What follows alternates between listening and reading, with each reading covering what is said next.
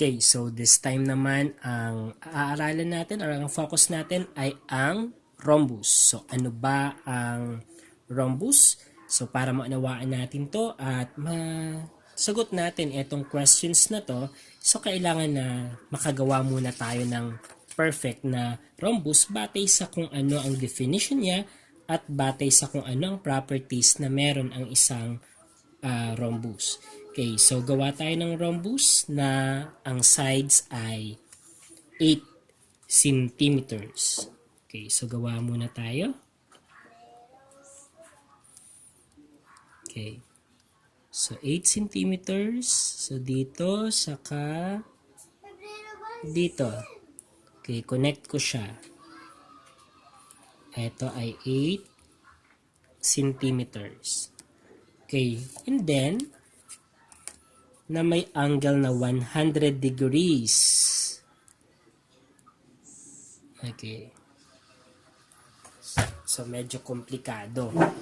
So, 100 degrees. So, sana itama. Ayan. So, edge and point. Okay. So, 100 degrees.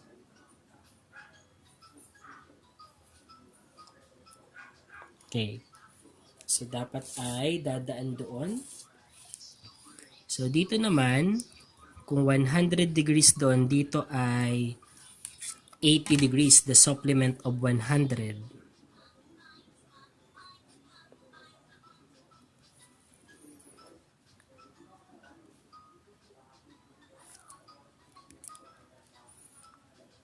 Okay, 80. Ayan. So, dapat ay dadaan dyan sa dalawang tuldok na yan ang line na i-connect natin. Okay.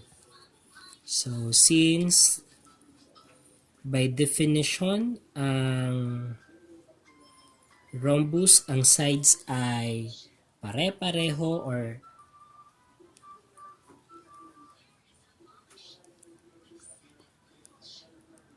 with 4 congruent side siya, so dapat ay 8 din. 8 centimeters din ang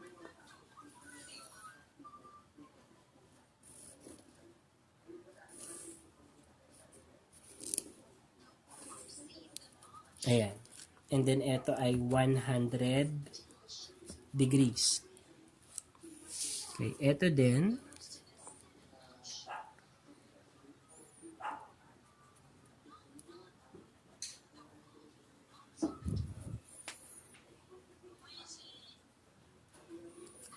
okay, so dapat ay dadaan dito.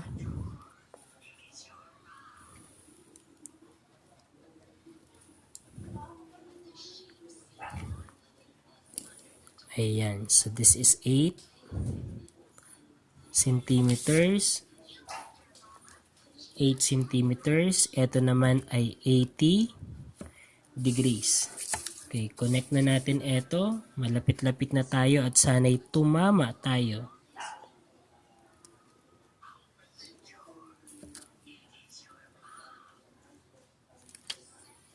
Okay.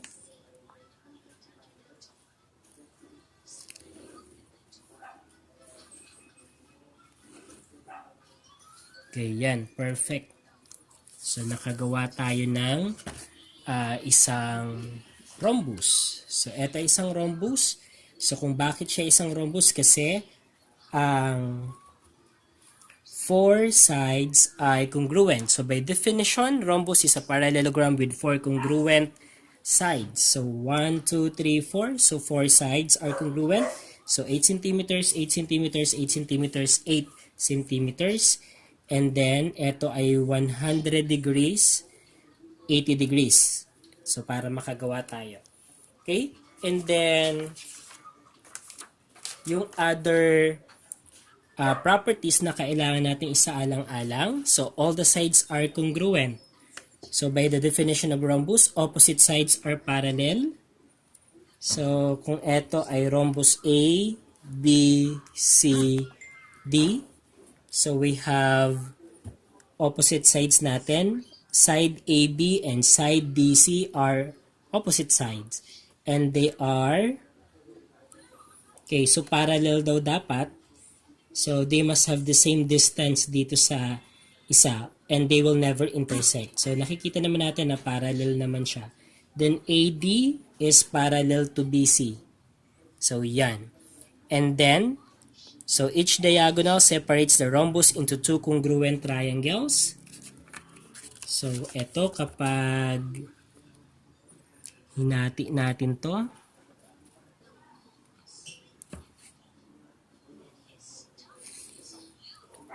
okay.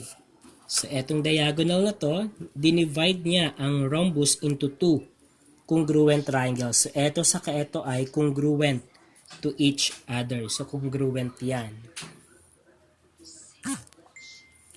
Okay, and then, okay, so sukatin nga natin to.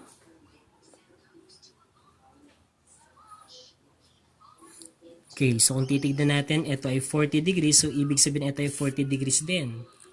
So, ito ay 40 degrees.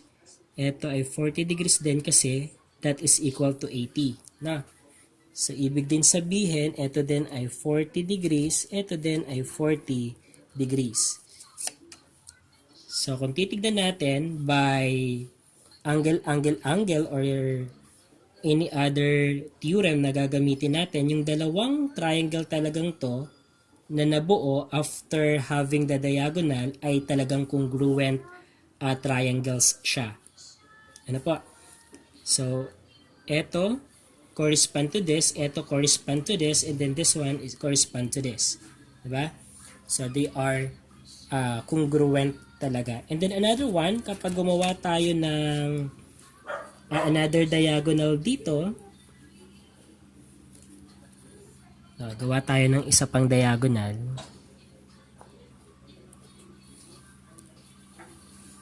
Okay, so etong diagonal naman na to ay hinati niya yung rhombus into two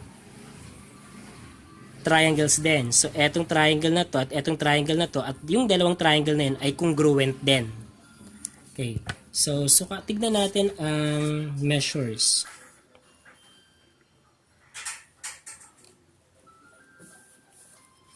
Okay, 10, 20, 30, 40, 50. So, 50 degrees. So, ito ay 50 degrees. Kung ito ay 100, so 50 to, ito ay 50 rin. So, ganun din kaya doon sa kabila.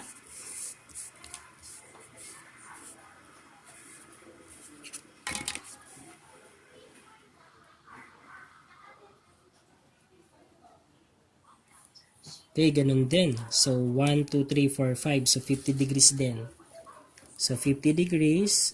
Okay, 50 degrees. So, ayan. Ayan.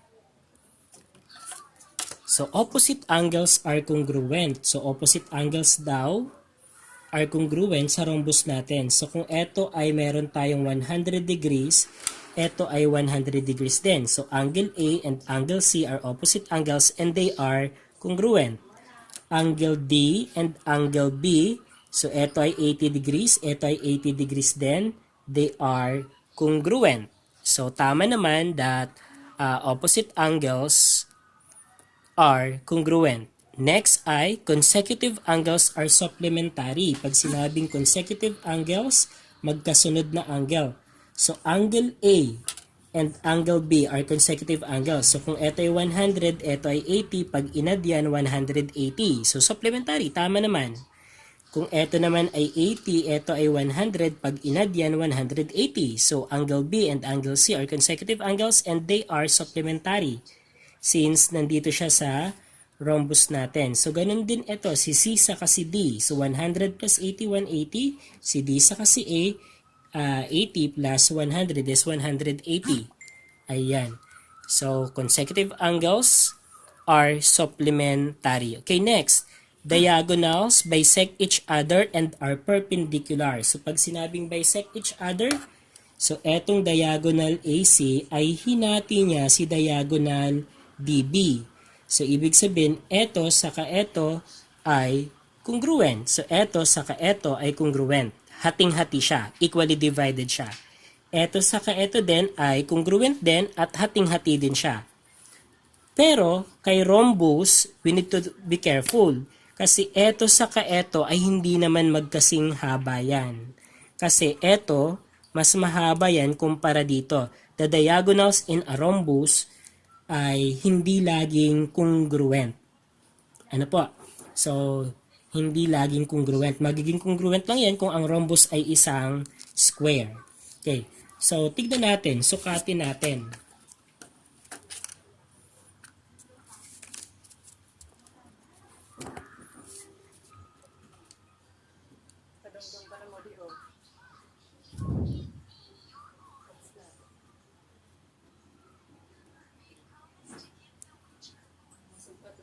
Okay, so not exact siya, no? So, pero 101 to parang 103 centimeters. So, ang 103 centimeters natin, divide by 2 tayo. So, that is equal to 51.5. So, 51.5. So, eto, 51.5 cm. Eto din ay 51.5 cm. Batay sa sukat niya. Ano po? And then, so eto naman, sukatin din natin to.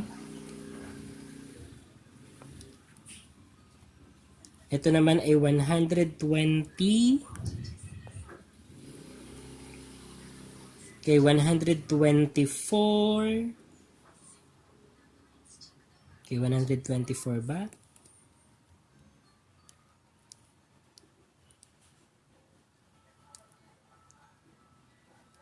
Okay, 122. So, 122. So, kalahati ng 122 natin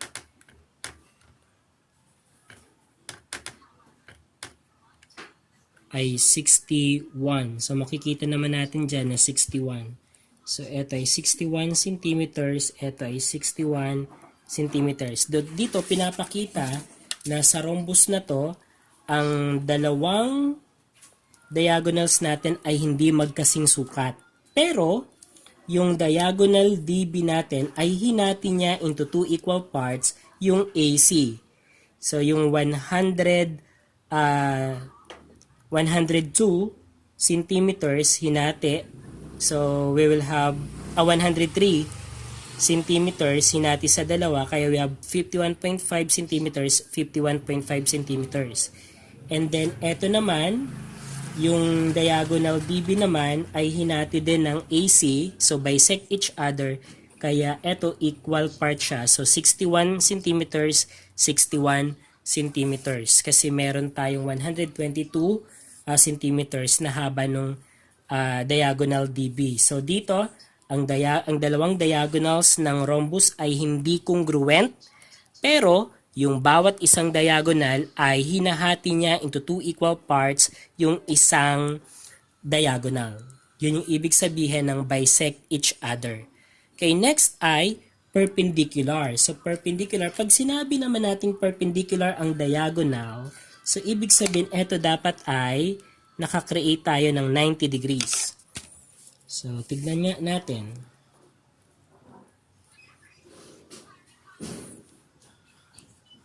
Okay, so kung titignan naman natin, talagang 90 degrees. So, 10, 20, 30, 40, 50, 60, 70, 80, 90. So, di ba? Ito yung isang side eh. So, dumaan dito. So, talagang 90 degrees. So, ito, pag sinabing perpendicular, etong angle na to 90 degrees. Etong angle din na to 90 degrees. So, ito din 90 degrees. Ito din ay 90 degrees. So, yan. So, alam na natin ang mga properties regarding rhombus natin. Okay, so kanina ay gumawa mismo tayo ng rhombus at nakita natin or inobserve natin yung properties niya. Ano po? So ngayon naman ay sagutan na natin etong or alamin na natin etong sa part na to. So, is a rhombus a parallelogram? The answer is that is always true. So, lagi na ang rhombus ay isang parallelogram. Can a rhombus be a rectangle? So, pwede daw ba ang rhombus maging rectangle? So, ito ay sometimes true. So, sometimes true kasi kapag yung rectangle na yon ay square, ay isang square, so pwede siya na maging rhombus. So sometimes true siya. 'Di ba? Okay. So next naman ay natalakin natin to yung concept na to na in a rhombus, the diagonals are perpendicular and they bisect each other. Naipakita na natin ito kanina. Kaya malinaw na yan. Sagutan na natin etong dapat nating sagutan. So in the figure, if the figure is a rhombus, kung ito daw ay isang rhombus, what is the measure length of the following? So segment AN, so ito ang hinihingi. Okay. Segment AN if diagonal AE. So, if diagonal AE is equal to 100. So, kung ito ay 100 centimeters, ito ay, kung titignan natin, kalahati ito ng 100 centimeters. So, kalahati ng 100 ay 50. So, 50 centimeters. Ayan. If diagonal RG, okay, if diagonal RG, find. So, we will get diagonal RG if segment RN, so segment RN is 20 centimeters. So, kung ito ay 20 centimeters, etong RG natin ay 40 centimeters. Times 2 naman siya. So, 40 centimeters. So, ito ay 40 centimeters. Ayan. Okay, next naman ay, so if the figure is a rhombus, what is the measure of angle RNA? So, RNA natin, so ito ang angle RNA natin. So, kanina, maliwanag sa definition na the diagonals are perpendicular. So, since it is perpendicular, ito ay 90 degrees, etong nandito din ay 90 degrees, ito din ay 90 degrees, ito din ay 90 degrees. So, the answer here is 90 degrees.